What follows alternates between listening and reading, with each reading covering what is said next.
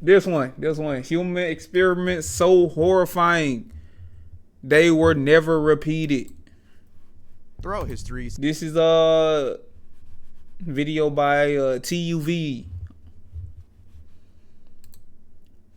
science has pushed the boundaries of what's possible, but sometimes it's crossed into terrifying and unethical territory. This video dives into the darkest corners of human experimentation. Real studies and government programs that were so disturbing, so morally bankrupt, that they were never allowed to happen again. From mind control projects run by intelligence agencies to psychological torment inflicted on children, these are human experiments that were so horrifying, they've been buried, covered up, or sealed away, which is why they were never repeated. I'm assuming he gonna talk about the MK Ultra or something. I'm assuming MK Ultra gonna be in here. You know, the Tuskegee experiments might be in here. Unit 731. Pretty sure most, if not all of us, learned about the horrific medical experiments in school. And well, here's something they probably didn't teach you. There was another group doing debatably even worse things at the exact same time, and somehow they managed to stay hidden for decades. We're talking about 1932. This is when MK Ultra is repeated every day. You're a conspiracy theorist, buddy. Japan had just taken over Manchuria. A Japanese doctor named Dr. Shiro Ishii has this twisted idea where he looks at the Geneva Convention's ban on biological and chemical weapons and thinks, if they banned it, it must be really effective. I mean, pretty terrifying logic, but that's just how some minds work. Now here's what makes it rather disturbing. Just 30 years earlier, American doctors were praising Japan's medical advances during the Russo-Japanese War. They were calling Japan's military medicine the most humane in history. But Ishii took all that medical knowledge and flipped it into something absolutely monstrous. Under the cover of something called the Epidemic Prevention Research Laboratory, Ishii convinces the Japanese military to fund his biological weapons program. And get this, his main selling point wasn't scientific advancement or military superiority. Bioweapons is kind of scary. Bioweapons is kind of scary, my brother. Cause what is the threshold of a bioweapon? What's the threshold? Like how lethal can we really get? Like, can I just a cancer grenade? Can I have a cancer grenade? Like, boom, cancer. You can't even stop it. Boom, just cancer. Like how far can we go with bioweapons? Like a neurotoxin. That's scary, bro. Like that's scary. Those things should be banned. Like nobody should have bioweapons. Like nobody. It was money. He literally told them that germ warfare was cheaper than building tanks and planes. By 1936, they'd built this massive complex in Pingfang, near Harbin in Manchuria. We're talking about a walled city covering 6 kilometers with over 70 buildings, rivaling even Auschwitz in size. Hidden inside was a prison holding 500 men, women, and children who were about to become human guinea pigs. And fair to say, these Japanese researchers had this twisted sense of humor about what they were doing. In fact, when locals asked what they were building, they just said it was a lumber mill. Then they started calling their prisoners maruta, which means logs in Japanese. According to one source, one researcher joked, "The people are logs." Yeah, I would assume biological warfare is a war crime. That seems like a war crime. Like I would just assume that off the top of my head. I don't know for a fact, but I would assume that's a war crime. They literally dehumanized their victims to the point where they just saw them as pieces of wood. Now, the experiments themselves were beyond anything the Nazis ever did. They used to do this thing called vivisection. That's cutting people open while they're still alive. No anesthesia, just cutting them split open. A former Unit 731 member described how victims would be screaming, trying to fight back as they were strapped down and cut open. They also had this researcher named Yoshimura Hisato, who was apparently obsessed with frostbite. He'd take prisoners outside in the Manchurian winter, douse their arms with water, and leave them until their limbs froze solid. Witnesses said the frozen arms sounded like a plank of wood, then hit with a cane. Then there were the weapons tests. They'd tie prisoners to stakes and test flamethrowers, grenades, and various bombs on them. They'd also put... Bro, what? You tie them to a plank and just let loose. You tie them to a wooden plank, hands behind her back, let loose. That's... Oh my... Bro. Yeah, there's a reason why these experiments aren't repeated, bro. This is heinous. People in pressure chambers until their eyes literally popped out. They What? victims in centrifuges until they died, usually around 10 to 15 G-forces. And to have more subjects, though the term victims would probably be more accurate, they had special black vans called Varanki, meaning ravens, that would drive around cities kidnapping people off. And they was kidnapping people for these... They would just kidnap them off... Hey, bro, these people rotting in hell, bro. Streets. the Japanese military police, the Kempai Tai, would just grab random civilians and deliver them to Unit 731, and all of it had the approval of Emperor Hirohito. With an annual budget of 10 million yen, that's about 86 million in today's money. Hey man, that's what ICE doing, man. Hey man, they just snatching them off the streets and using them for torture and experimentation. That's what ICE doing, bro. Money. By the end of the war, Unit 731 had expanded to 26 different facilities across occupied Asia with about 20,000 personnel. They were planning biological attacks on American cities, something called Operation Cherry Blossoms at Night, that would have used submarine-launched planes to spread plague across San Diego, Los Angeles, and San Francisco. It didn't happen because Japan surrendered, and the states made a deal with Ishii, immunity from war crimes prosecution. Because America dropped that thing on them, they didn't know what to do. They didn't know what to do. They was like, oh, yo, we about to use the biological warfare. You thought. You thought. We dropped them. We dropped them big joints on you. We dropped the sun on you. You done had the sun dropped on you. Then you had to change your mind. Turned y'all to Hello Kitty and anime from being what y'all was. Y'all was evil. In exchange for their research data. Now here's the crazy thing. All that valuable research the US thought they were getting ended up being completely worthless. Turns out, brutally experimenting on human beings doesn't actually yield better scientific data than proper medical research. If you want to hide the chat, just hold the screen and press clear display. Research. Mind control, aka Project MK Ultra. Alright, so it's 1953. Okay, MK Ultra. Swing, and the CIA is dead set on the idea that the Soviets have somehow figured out mind control. They're seeing prisoners of war coming back from Korea acting This was weird, evil. and This was evil, officers bro. are basically losing it over this new thing everyone's calling, quote, brainwashing. Now, Alan Dulles, the CIA director, doesn't want America to fall behind in what he calls the sinister battle for men's minds, so he approved something that would become one of the most disturbing chapters in American intelligence history, Project MK Ultra. And no, this wasn't some rogue operation by a lone government agency. No, this was official. No, this was US by the government CIA. running from 1953 to at least 1973. It had a budget that would eventually hit millions of dollars. And what was the goal? Well, to find ways to control human behavior using drugs, psychological manipulation, and honestly, whatever they could think of. I mean, it was an experiment after all. The mastermind behind this whole operation was a CIA chemist named Sidney Gottlieb. This guy had access to a relatively new drug that Swiss chemist Albert Hofmann had accidentally discovered in. That's the thing, bro. They took the scientists, the German scientists during World War II. They took them, brought them over. They said, "Okay, you gonna experiment on our people now." What? I thought we was locking them up. I thought we was gonna lock them up because they was doing heinous stuff to the people over there. We gonna bring them over here and let them experiment on our citizens, on us. That don't make sense. That don't make sense. That's why you really gotta watch the government, bro. That's 1943, LSD. And Gottlieb thought, what if I could use this to break enemy spies or create the perfect truth serum? A plan that would then go absolutely insane. They didn't just test the stuff on volunteers who knew what they were signing up for. No. The CIA set up fake brothels in San Francisco and New York, complete with two-way mirrors and recording equipment. They called it, and I swear I'm not making this up, Operation Midnight Climax. They'd have prostitutes slip LSD into clients' drinks, then CIA agents would sit behind those mirrors, literally drinking. Bro, they was Bill Cosby and folks with LSD, bro. They was Bill Cosby and folks with LSD, bro.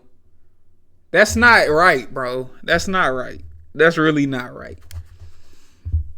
And these people ain't know they was doing it to children. They was just doing it to random folks. And we just supposed to forget about it, like, it happened, but oh well.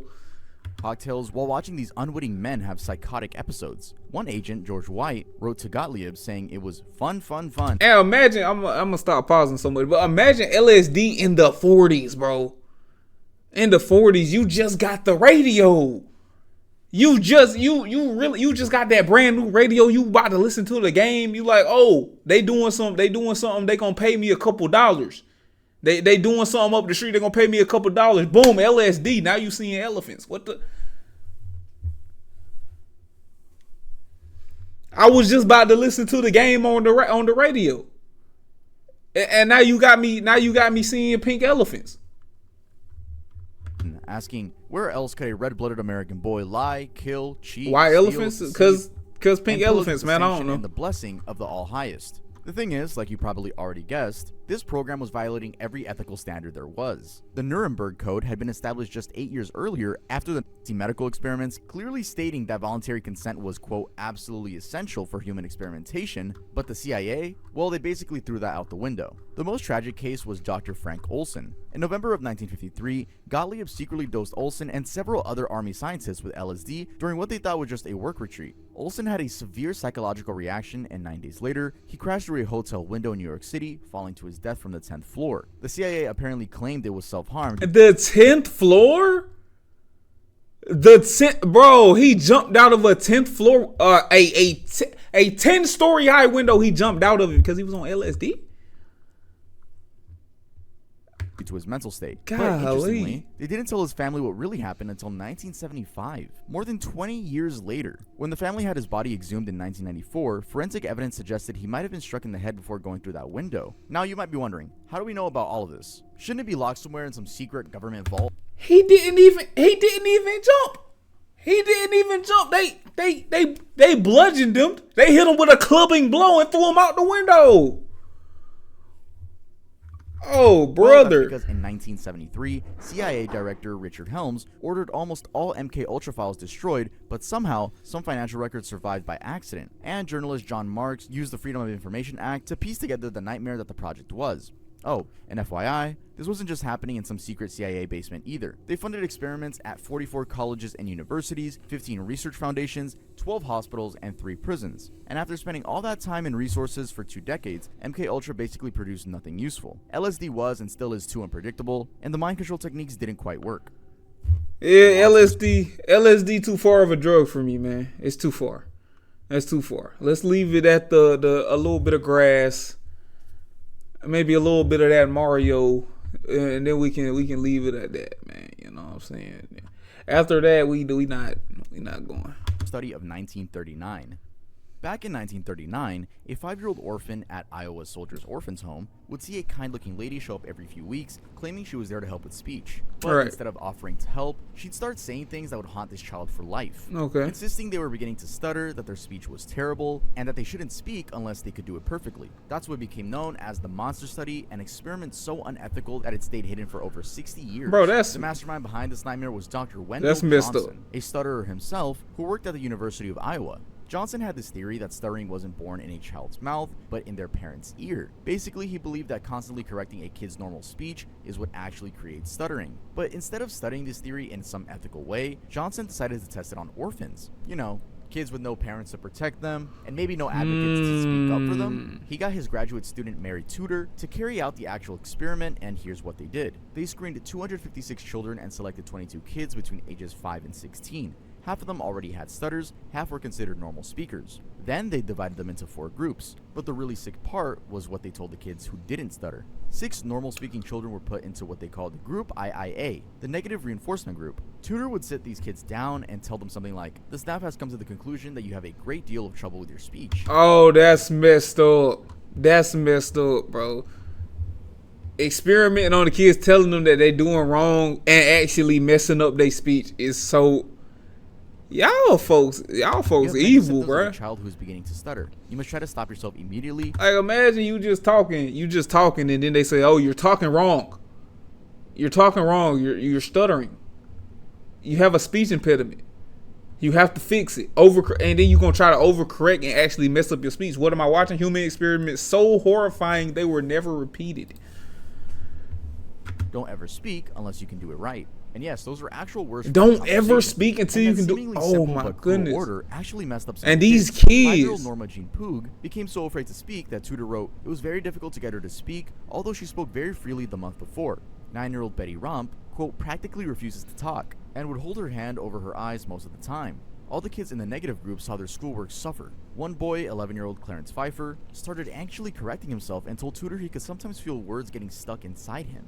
Another kid, 12-year-old Mary Koloske, became so withdrawn that she stopped talking to her best friend. 2 years later, she ran away from the orphanage. When it was all over, colleagues at the University of Iowa were horrified enough by this experiment that they nicknamed it the Monster Study in the 1940s and 50s. Johnson never published the results, probably because he was embarrassed by what he'd done, and the experiment... Hey, you're a sick person. I wouldn't publish these results either. You were purposefully ruining how children spoke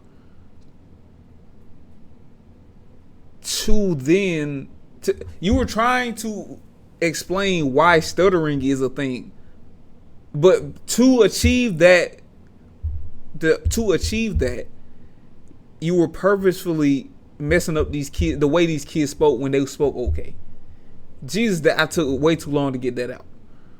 Oh my goodness, I might have been a part of the experiment. Good Lord. Didn't prove Johnson's theory. The kids didn't actually develop stutters. They just became terrified to speak. All that psychological damage for absolutely nothing. The infamous Tuskegee experiment. Tuskegee experiment. For this next case, let's say you're a poor black sharecropper in rural Alabama in 1932. A government doctor shows up and tells you have, quote, bad blood, a sort of catch-all term people used for everything back then, from fatigue to anemia. And they're offering you something unheard of for someone like you: free medical care, hot meals, and even money for your burial when you die. Sounds too good to be true, right? Well, indeed it Nigga found out his lore. Okay. Was. Because what these men didn't know was that they'd just become unwitting subjects in the Tuskegee syphilis study. 40 years of government-sanctioned medical racism. It started in Macon County, Alabama, a place they called the Black Belt because of its rich soil and the thousands of black sharecroppers. So the year was around 1932, and the U.S. Public Health Service had a problem they wanted solved. They wanted to study what syphilis does to the human body when it's left. Ooh, what is that? Syphilis? Is that what syphilis? What is syphilis? What is syphilis? Somebody give me a quick definition of syphilis. What is syphilis? Cause this look nasty. Whatever this is on this brother chest right here, this look nasty. Ooh. Ain't got no quick syphilis. Y'all don't know what syphilis is. Y'all supposed to be smarter than that. It's a STD. Okay. It's okay. Completely untreated. Now you can't exactly put out an ad. Wait. An STD. That's another one to be scared of. Okay. All right. Saying wanted volunteers to let a deadly disease destroy your body, right? So they got creative with their recruitment strategy. They went door to door in this impoverished rural community, telling black men they had bad blood. But don't worry, the nice government doctor said, we're here to help you for free. They signed up 600 men, 399 who actually had syphilis, and 201 who didn't. And it can make you go crazy if it's untreated? The deal with perks like meals on clinic days, free rides to appointments, treatment for minor ailments, and burial insurance. They really gave these black folks syphilis just to see how it would affect their body. Oh my. Last part feels like they were literally planning for these men to die, which, spoiler alert, they were, and die they did. Because the treatment these men received was nothing more than aspirin and iron supplements. The researchers watched as syphilis ravaged their subjects' nervous systems, hearts, and brains. They documented every symptom, every progression of the disease, They said, you got bad blood, I'm gonna give you this shot, boom. Syphilis. Then they be like, okay, don't worry, we gonna fix the syphilis. Here's some aspirin. Here's some aspirin for your syphilis, for your bad blood. Here's some aspirin. Take this. You're gonna be all right. And they just watched them go crazy. Oh my gosh, bro. Then 1947 rolled around. Penicillin had at this point been proven as a cure for syphilis. This should have been the end of the study, right? These men could finally be healed and just be over with it, right? Well, no. Instead, the researchers made a calculated decision to withhold treatment. They convinced local doctors. Bro, that's a long needle. Participants. The cure existed, but they really wanted to see what happened when the disease ran its full course. For 25 more years, they let men go blind. So they had the cure. Bro, they had the cure. They knew exactly how to cure the syphilis. And they like, okay, let's just see how they end up. Let's just see how they end up. They was going blind, bro. Their minds, etc., as they documented their deaths, all while knowing they could save them with a single injection. This kept going until 1966, when a public health service worker named Peter Buxton stumbled across the study and was absolutely horrified. He reported it to his superiors. Shout out Peter Buxton. Shout out to him, bro. Shout out to him for stopping these evil mongrels from taking advantage of these black folk, bro. Assuming they shut it down immediately, but they didn't. They formed a committee, reviewed the study, and decided to keep going until every last participant was dead. Buxton couldn't live with that. He leaked the information to journalist Jean Heller, and when she broke the story in 1972... See, you should have leaked the information to the law. You should have leaked the information to the authorities. You leaking it to Becky from Full House over here. What is she gonna do? Write a story? America was forced to confront an uncomfortable truth. Their government had spent 4 decades using black men as human lab rats. By the time the study ended, at least 128 men had died from syphilis or related complications, 40 wives had contracted the disease, and 19 children were born with congenital syphilis. Today, when people ask why there's vaccine hesitancy in black communities, the answer often traced back to a simple fact. The US government really spent 40 years proving that black lives didn't matter to medical researchers. The slave experiment.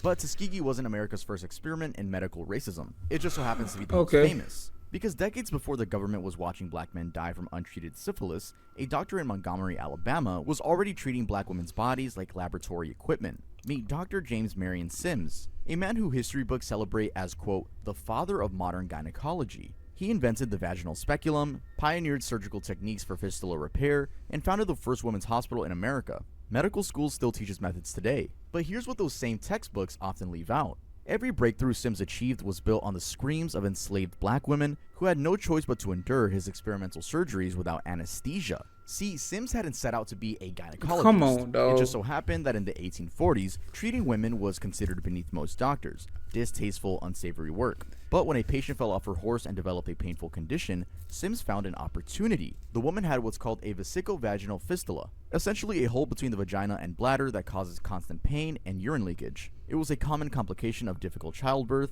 and there was no known cure. Most doctors would have shrugged and moved on. But Sims realized he'd found his niche market, and in 1840s Alabama, he had access to his perfect test subjects. Enslaved women whose bodies belonged to their masters and not themselves. So Sims apparently struck deals with plantation owners: loan me your injured slaves, pay their taxes and clothing, and I'll experiment on them until I figure out how to fix this problem. He even built an 8-person hospital. Experiment on them until he figures out that he could go all the way to the time that they, expired. Oh, hold on. Messed myself up.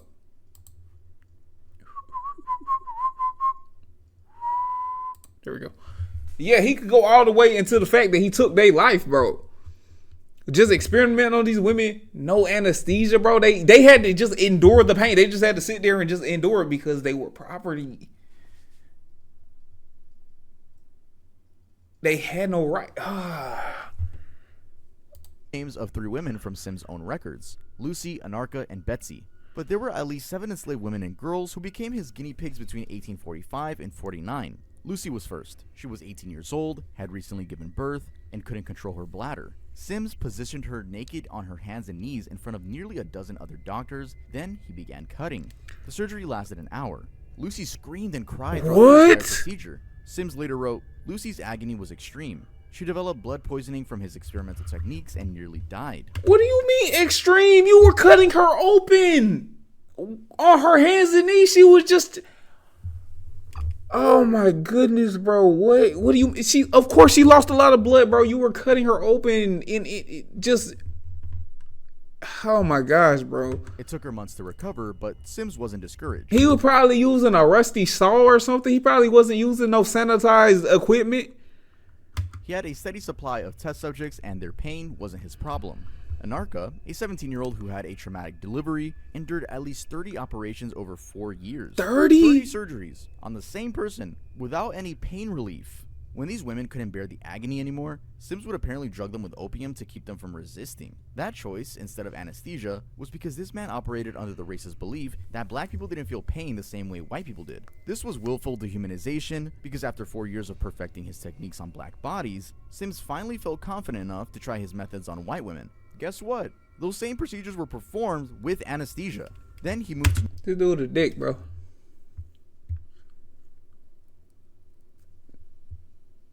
This dude a dick, bro. I done cut open the black women, made them feel all the pain. For these white ladies, let me give them a little bit of anesthesia. Let me make sure they don't feel nothing. Let me make sure they don't feel nothing. Make sure they good. While I cut them open But I was using rusty hacksaws on these enslaved women. On their hands and knees, bro. 30 surgeries in 4 years. Bro, that's crazy. New York and opened his women's hospital, where he blamed any patient deaths on the sloth and ignorance of their mothers and the black midwives who attended them. Never his methods, of course. The thing is, for more than a century, America celebrated this man. Statues were placed in Central Park, outside the South Carolina State House, and at his medical... Bro! I knew I was like, Sims sound familiar. One of the dorms on the University of South Carolina campus is named after this dude. If I'm not mistaken, something on the university. Because I remember when I used to go there before I graduated. Of course, I got my bachelor's. But when I used to go there, I used to walk around. I remember seeing Sims. I remember seeing that. And when I took women and gender studies, my women and gender studies professor was talking about like we need to remove his name from the buildings and stuff. School. The plaques praised his brilliant achievements without mentioning the women who suffered for them. Well, that was until 2018, because that year, activists finally got the Central Park statue removed. Dr. Kligman's Agent Orange experiments. Agent Orange experiments. But medical racism shows up again in this case. Dr. Albert Kligman walked into Philadelphia's Holmesburg prison in 1951 to treat an athlete's foot disease outbreak. Okay. But when he saw the sea of black faces staring back at him, he didn't see patients who needed healing. He saw something else, and I quote, "All I saw before me were acres of skin." Yeah. Bro, it's always us, bro. It's always us. Why is it always us? We can't catch a break. Experiment on somebody else, bro. Experiment on your folks. Why you gotta experiment on us? We ain't do nothing to nobody. We just was chilling. God, bro. Yes, he actually said that. He finished off by saying, "It was like a farmer seeing a fertile field for the first time. Acres of skin, not people, just skin for his experiments." And what happened next would make Kligman a quote legend in dermatology and turn hundreds of incarcerated men into unwitting lab rats for over 2 decades. Between 1951 and 1974, Kligman transformed Holmesburg into America's largest human testing facility. The men inside, most were black, many awaiting trial, most illiterate, became test subjects for a stunning array of dangerous substances: dioxin, a key component of Agent Orange, asbestos injections, radioactive compounds, hallucinogenic drugs. Prisoners were infected with herpes, candida, and human papillomavirus. Some had their skin deliberately burned with chemical agents. They was giving them, oh my God, they was giving them HPV and herpes? They was just giving it to them. They was just giving them bro, they were just giving it to them. They were just giving it to them in the prison. These of course, these were incarcerated folks. We don't know what they did. But these were just incarcerated folks serving their sentences. And this brother came in talking about, look at all these lab rats. Look at all these test subjects. Let's give them herpes and HPV and see how they...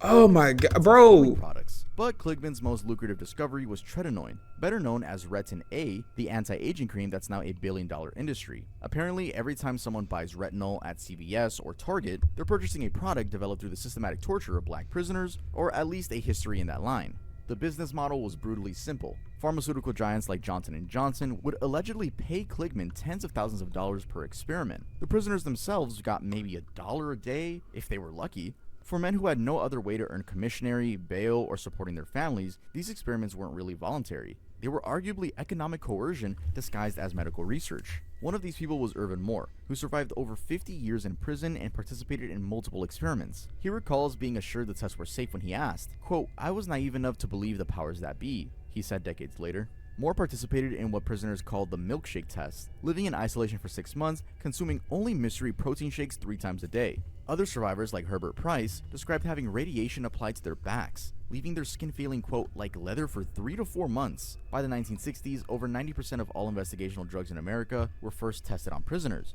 But Kligman's operation stood apart because of its scale, duration, and partnerships he cultivated, including contracts with the CIA and the US military. The experiments only stopped in 1970. I hope this book right here isn't a book by the person. I hope it's just telling the horrors of the experiments. Cause that's a crazy title. Even though he said that, that's still a crazy title. Acres of Skin is a crazy title. For not because anyone developed a conscience, but because the Tuskegee study had been exposed 2 years earlier, finally forcing America to confront its sick pattern of medical apartheid. Even then, Kligman showed no remorse. Years later, he told colleagues, "It was years before the authorities knew I was conducting." Is this him? He's bro. Look at him smiling, bro. Ooh. Various studies. You old ooh. Things were simple then. Informed consent was unheard of. No one asked me what I was doing. It was a wonderful time. A wonderful time? For him, maybe. For those men whose bodies he destroyed? Hell no. But it took until 2021 for the University of Pennsylvania to issue an apology and remove Kligman's name from awards and lectureships. Philadelphia didn't apologize until 2022, and the companies that made billions from products... Is Kligman still alive, bro? We gotta jump Kligman, bro. Is he still alive, bro? Kligman still alive? Hold on. We gonna see if Kligman's still alive real quick.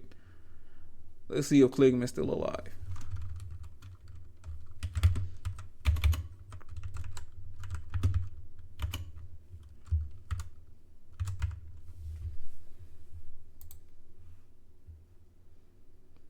Nah, he not alive. He would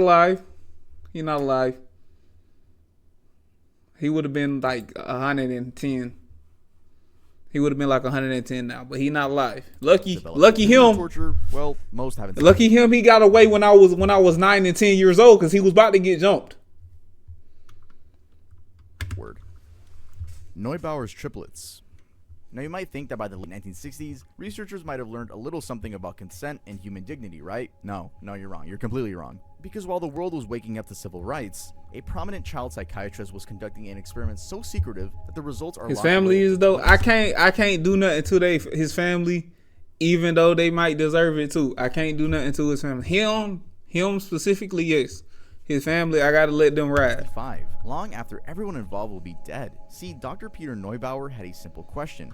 Nature versus nurture. Are we shaped more by our genes or our environments? Most scientists would design studies to compare existing data, but Neubauer decided to play God instead. That's where Bobby Shafran enters our story. He walked onto his college campus in 1980 expecting the typical freshman experience. Instead, everyone greeted him like they'd known him for years. Guys slapping his back, girls kissing him. He'd never been there before in his life. Eventually, someone asked if he'd been adopted, where Bobby said yes. They asked if he might have a twin brother. That's how Bobby discovered Eddie Galland, who looked exactly like him and was already a student at the same college. Their reunion made the newspapers, but the story was far from over. A third young man saw the headlines, looked at the photos, and realized he was staring at his own face. David Kellman called the twins with the shocking news. "You're not twins, we're triplets." These three 19-year-old men had just discovered they were brothers. But here's what they didn't know yet. They'd been deliberately separated as part of a... That's some crazy... Bro, like, I could... Imagine one day I just found out I had a twin. You look just like me in the face. Cause these brothers look exactly the same. I found out I have a twin and we were just separated at birth, bro. I'm a curb stomp him because there can only be one, and it's me. There can only be one. Psychological experiment. Dr. Neubauer, working with psychiatrist Viola Bernard and the Louis Wise Adoption Agency, had been splitting up twins and triplets for decades. The families adopting these children had no idea their son or daughter had siblings somewhere else in the world. The study was methodical. Researchers would apparently visit the children. That was so for everybody. Hold on, bro. That would be great for the women. They is more of me, but it would be terrible for me because again, there can only be one. So I would have to get him up out of here.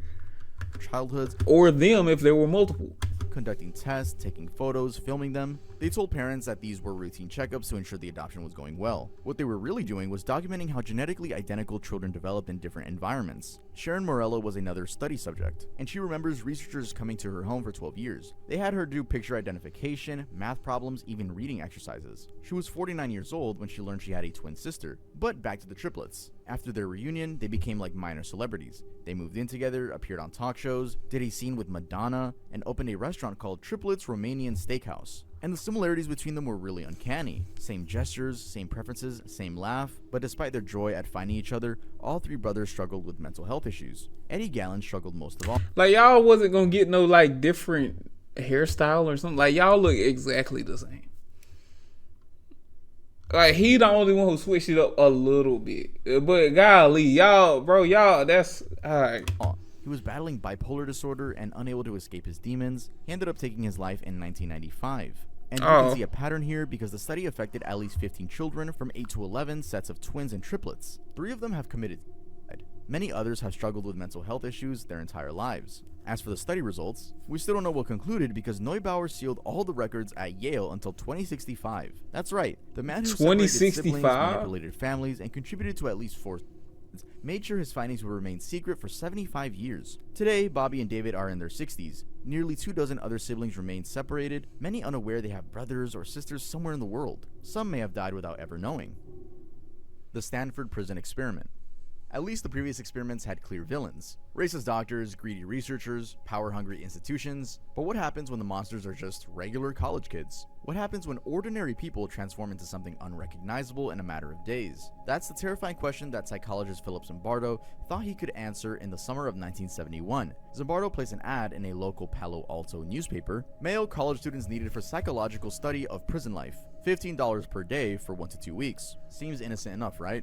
Just a simple psychology experiment. No, that don't seem innocent enough. I would not do this. No. $15. No, I wouldn't do it. What's this about? This is human experiment so horrifying they were never repeated. About prison dynamics. More than 70 students applied, and after extensive screening to eliminate anyone with psychological problems, criminal backgrounds, or medical issues, Zimbardo selected 24 normal, healthy, middle-class college students. These weren't trouble kids or criminal types, they were your young, average college students looking to make some summer money. Then came the coin flip that would change everything. Half became prisoners, half became guards. That's it. Pure chance determined who would become the victim and who would become the oppressor. But Zimbardo didn't just hand out roles and start observing. He wanted realism. So on a quiet Sunday morning, actual Palo Alto police officers arrested the, quote, prisoners at their homes, handcuffed them, and transported them to the station for booking. Neighbors watched. I get it. I get the experiment kind of. You trying to see how the power would affect the ones who were dubbed the officers, and you wanted to see how they would treat the students, because these are just all students. They wanted to see how they would end up treating the prisoners. The prisoners, because they're just given this newfound authority over them. Confusion as these college kids were hauled away in patrol cars. The Stanford County Jail was constructed in the basement of the psychology building. Zimbardo had the laboratory doors replaced with steel bars, creating a solitary confinement closet called the Hole, and installed hidden cameras and microphones. No windows, no clocks, no connection to the outside world. When the prisoners arrived, they were stripped naked, deloused with a spray, and given uniforms that were deliberately humiliating. Strip $15 a day, you stripping me naked, brother? Hold on, let's relax. Let's relax. It ain't never that serious. $15 a day, you will strip me naked. Their head shaved, and each had a heavy chain bolted to their ankle that they wore even while sleeping. Head shaved, and you putting a chain around my ankle for $15 a day, bro. They jugged these kids. These kids got jugged. The guards, they got khaki uniforms, mirrored sunglasses to hide their eyes, whistles, and billy clubs. Zimbardo told them to maintain order however they saw fit, with only one rule: no physical violence. Everything seemed manageable on day 1, but by day 2, something had shifted. The prisoners they just got ball caps on. Okay, never mind. A rebellion, ripping off their ID numbers, barricading their cells with beds, and taunting the guards. How did the guards respond? They called in reinforcements, used fire extinguishers to force prisoners away from the doors, stripped them naked, and threw the ringleaders into solitary confinement. But that wasn't enough. The guards got creative with psychological warfare. They created a, quote, privilege cell, where well-behaved prisoners got their beds and uniforms back while troublemakers slept on concrete floors. Then they'd randomly switch who was in the good cell, making prisoners suspicious of each other, destroying any solidarity. By day 3, the first prisoner had a complete breakdown. Prisoner 8612 began crying uncontrollably, screaming, and acting erratically. Even then, Zimbardo's first instinct wasn't concern. It was suspicion that the prisoner was faking it to get out. When parents came for visiting day, Zimbardo manipulated the situation to make the prison seem pleasant. Prisoners were cleaned up, cells were polished, music played over the intercom. The parents, seeing their sons looking distressed, worked within the system to appeal to the superintendent rather than demanding their children's release. The psychological manipulation was becoming more sophisticated by the day. This is so smart. This is cunning. This is very cunning. For meaningless tasks for hours. When prisoners needed to use a bathroom at night, they had to use buckets in their cells that guards sometimes refused to let them empty. By day 5, 3 types of guards had shown up. Tough but fair rule followers, good guys who did small favors for prisoners, and about a third who were actively hostile and creative in their cruelty. So you would have to meet me after the experiment over. You gonna have to see me. You gonna have to see me after we done. When we are done with the experiment, once we finally get outside, all the guards, y'all gonna have to see me, bruh. When y'all take off them uniforms and y'all ain't got no more authority over me, and I got my $15 a day, y'all gonna have to see me. Cause I'm gonna put something crazy on you. I'm gonna put a whooping crazy on you. These sadistic guards seemed to genuinely enjoy their power, though none of Zimbardo's personality tests had predicted this behavior. Things came to a head when a new prisoner, 416, went on a hunger strike to force his release. The guards threw him into solitary for 3 hours, triple their own 1-hour limit. When they offered other prisoners a choice, give up your blankets to get 416 out of solitary, or keep them and let him suffer all night, most chose their blankets. Zimbardo ended the study just after 6 days. It was supposed to go on for 2 weeks. In that time, 5 prisoners had suffered emotional breakdowns, guards had become increasingly sadistic, and everyone involved had lost sight of the fact that this was supposed to be an experiment. Cincinnati radiation experiments. There's one more story that brings all the horrors together. Racism, medical exploitation, military interest, and institutional gaslighting that lasted for decades. So we're heading to Cincinnati, where a radiologist convinced the Pentagon to let him blast cancer patients with the equivalent of 20,000 chest x-rays at once. Dr. Eugene Sanger had a problem in 1960. The Cold War was heating up, and the Department of Defense wanted to know what would happen to soldiers exposed to massive radiation on a nuclear battlefield. They needed data on how the human body responds to full-body radiation doses that would likely be fatal. So Sanger, a radiologist in the university. You want to see how the body responds to radiation, to an amount of radiation that will most likely be fatal. I wonder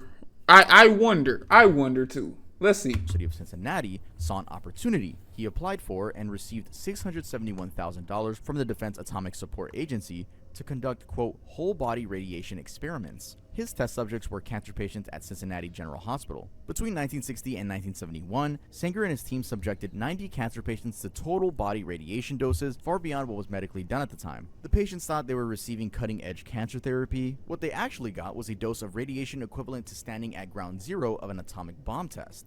Yup, I keep repeating how lethal it is because it's actually unbelievable. Also, maybe too surprising based on the cases we've covered, 62 of the victims were African Americans with low incomes. They came to Cincinnati General, the charity hospital. Really? It was the blacks again. Who could have guessed? They just giving them high doses of radiation that are equivalent to standing at ground zero of a bomb testing. Of an atomic bomb testing, bro. Are we dead serious, bro? Are we dead serious? Seeking help for their cancer. Instead, they became test subjects for the Pentagon's nuclear warfare research. The ages range from 9 to 84 years old. Yeah, you heard that. 9 years old. Terry Lee Holmes was just a child when he was blasted with radiation in 1969. He died 7 years later. The oldest patient, 80-year-old Margaret Bacon, suffered a stroke during bone marrow removal, then received the full-body radiation and died 6 days later. All of the patients experienced horrific side effects: nausea, diarrhea, hemorrhaging, fatigue, and permanent disabilities. And Sanger deliberately withheld anti-nausea medication for 3 days after the radiation unless patients specifically complained. He wanted to study their suffering. After what? Bro, come on, bro. All right. Radiation session, urine and blood samples were shipped to an army researcher at Fort Knox, Kentucky. The patient's pain was data points for military planners, wondering how long irritated soldiers could remain functional. And meanwhile, the bodies kept piling up. 1/4 of the victims died within 2 months of radiation exposure. 3/4 died within a year. By 1993, when federal investigators finally looked into the experiments, 89 of the 90 patients were dead. The experiments only stopped in 1972 because So the results of giving them enough radiation that was most likely fatal was that they died. Wow. You don't say. They died from the radiation that was that was equivalent to standing at ground zero during an atomic bomb testing that was more than likely fatal? Really? Is of one person's courage. Martha Stevens, a University of Cincinnati English professor who wrote a faculty report exposing the radiation experiment. The experiments only stopped in 1972 because of one person's courage. Martha Stevens, a University of Cincinnati English professor who wrote a faculty report exposing the radiation experiments. Combined with pressure from Senator Edward Kennedy, her whistleblowing finally ended the Pentagon contract. But damn, them Kennedys really got that face, man. You can tell a Kennedy when you're looking at one, man. like so many of these stories, the truth was buried for decades. Alright guys, that's gonna be it for this video. If you enjoyed— Hey man, that was what that was. That was some sick shit, bro. But shout out to Tuv. I'm gonna give him a like on this video. Yeah.